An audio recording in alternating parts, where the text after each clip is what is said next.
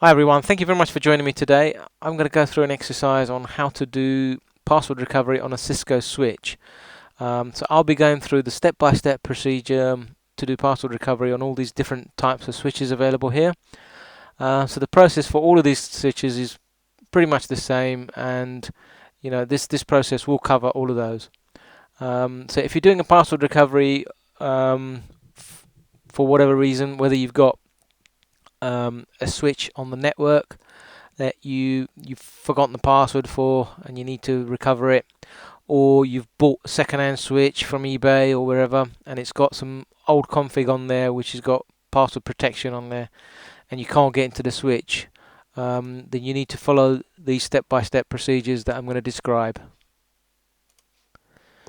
Please note that if your switch is part of the network and it's live, that you need to make sure you got outage, because we are going to need to power cycle the switch, and therefore you're going to lose connectivity to the switch, and any devices on there are going to have downtime as well. So make sure that you've got an outage window for that switch. Right, so first thing you need to do is to make sure that you've got your Cisco console cable, the blue console cable that comes with your device, plugged into the console port of the switch and connected to your laptop, and the cable is connected to your laptop, and you're running some kind of terminal emulation software. So you can run PuTTY, Teraterm or Hyperterminal, not a problem, but you need to make sure that all of these settings shown here are as described. So you need to make sure the baud rate is 9600, data bits 8, parity none, stop bits 1, flow control X on X off. And once you've got that, you power up the switch and you can make sure you can see some output. If you can't see any output, then your terminal settings aren't correct. So as long as you can see output, you're now ready to do the recovery. You need to make sure you're familiar with this front panel of the switch, as highlighted here, because there's a mode button on that switch, and the LED here, the stat LED. So you need to power cycle the switch, and then you need to hold that mode button. And while you're holding that mode button, the stat LED will light up on the initial power up, and then will go off. At that point, on your hyperterminal, you should see this switch prompt here. So once you're in that mode, that's where we start making changes, and the different switches highlighted here, shown here in the table. The process is exactly the same, but you might have to hold it for 5 or 15 seconds. It's just slightly different for different switches, but at the end of the day, you still have to hold the same button. Okay, so we're going to dive straight into the live demonstration. So if I just minimize that and bring up my console, there we go. Let's reduce that slightly. Okay, so we're going to do this power cycle, and we're going to hold the mode button. Okay, here we go.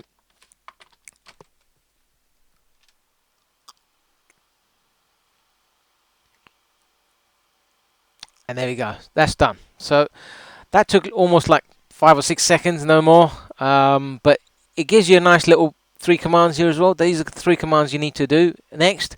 So if we follow our procedure, so the 4th step is to issue the flash init command, which is this command here. So if we just press that and then enter, and it roughly takes about 7 or 8 seconds to initialize the flash. And there we have it. It's done it. It took 7 seconds. It's initialized the flash. Okay.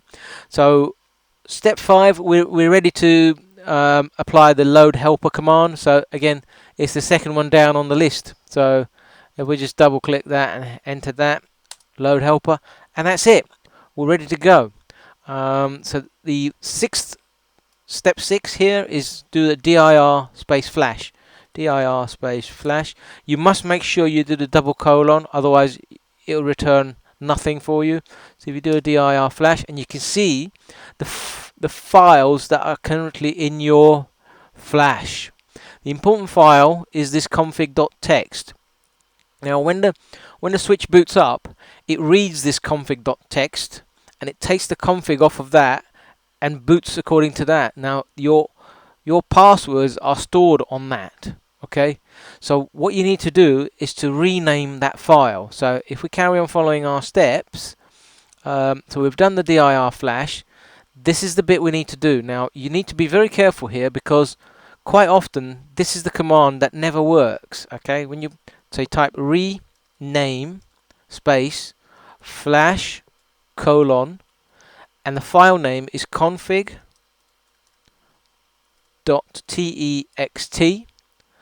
and then you need a space, and you need to make sure your spaces, you're not overdoing the spaces, otherwise it will return unknown command. So if we do a flash colon, and we rename it config.old. Alright, and we do a dir flash again with a colon, and you can see that it's renamed that file. What that's effectively doing is that when the switch now boots up, it won't look at, it can't see the config.txt file anymore, which we've now renamed as config.old. So it thinks that it hasn't got a config, and it reboots as if it was a brand new out of the box switch. Okay, so we're now ready to reload. So if we go to step 8, we've done the dir flash. Step 9, we're ready to boot the switch now. So if we do a boot command, and off it goes, and it takes about a minute or so to boot up, so I'm just going to pause the video there. Right, so the boot process has now completed, and it comes up with the initial configuration dialog. So at this point you need to say no, so you need to make sure you hit the no button and you pressed enter. Right, once you pressed enter, it goes into the switch mode, and that's it.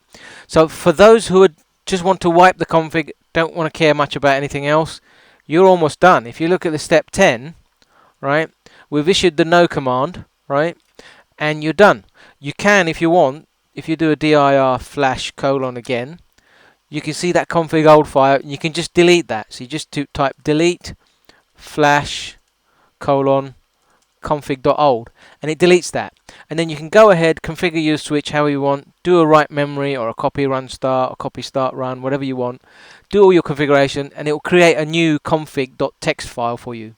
So I'll repeat again, if you wanted to delete the config, you've done now, you're finished. But if this is part of your network switch and you want to retrieve the old configuration, you need to now follow the step 10 onwards. Okay, so step 10 is done. Step 11 you need to follow if you want to recover your old configuration. Okay, so you need to make sure you've still got that config.old file, yeah, and we need to now recover that. So the first thing you need to do is to rename the flash file again. So you need to rename that back to config.txt. Again, I reiterate, you need to type these commands in properly, otherwise it won't recognize it. Okay, so if you just do that rename, oh, got a caps lock on there, rename flash colon, and this one is config.old, there, that one there, yeah, put a space in there, and then flash colon, this time we'll name it config.text, and it says, is that the destination file name? You press enter, and it's done that. If you do a dir flash again, you can see that it's now recovered that config.txt. If you reboot now, it will reboot to that config.txt, but bearing in mind we haven't changed the passwords yet, so we need to now carry on the next step, which is step 12. So step 12 is now to take that config text file and apply it to the running config. So the command for that is copy flash config.txt, and now we need to take that to the system and then the running config.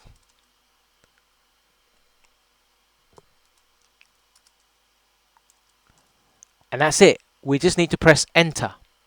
Once we do that, it will take whatever's in the config text file and apply it to the running config. So you'll see the host name and everything will change as to what's in the configuration file. So we just press enter for that, and it says destination running config. We say yes to that, and there we go. See that? It's changed my host name because that's what's in my config file. If we do the show VLAN, You can see that I've got a number of VLANs configured. So it's now loaded the config. Okay. You're now ready to change your passwords. Okay. So you now need to go into configuration T mode, conf T mode, and change your passwords. So you go into conf T, and then you put in your enable secret Cisco. Let's call it Cisco. Here you can change your line VTY as well if you wanted to. So line VTY 0 space 15, password Cisco, and you can change your console as well. Line console 0, password Cisco. Right, all your passwords are now changed to what you want, which is now Cisco, but you can change it to whatever password you want. And what you need to do now is do a write memory, or you can do a copy running config to startup config. Press enter, and it's done. Now if you reload, you will see that it reloads to the new config and your new passwords as well. There we go. So just reload that. I'll pause the video while that reloads. Right, we're back again. So this is almost booted up now, and it's still just coming up. Press enter, and there we go. So it's come up with the config that we saved. Press the enable. Now you can use your password that you changed, which was Cisco, and you're in. So that's basically it. That's the password recovery. If you're interested, I've got a website which is http://ciscoexamplelabs.blogspot.co.uk.